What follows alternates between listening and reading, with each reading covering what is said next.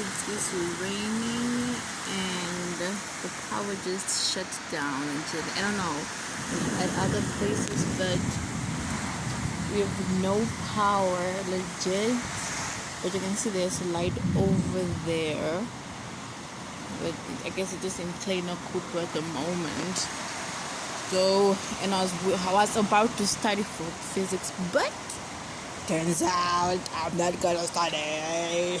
I don't know until what time, but I guess I am.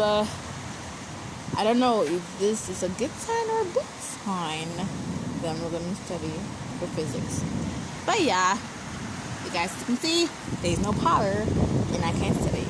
So at the same time, I am have to close the windows. Yeah.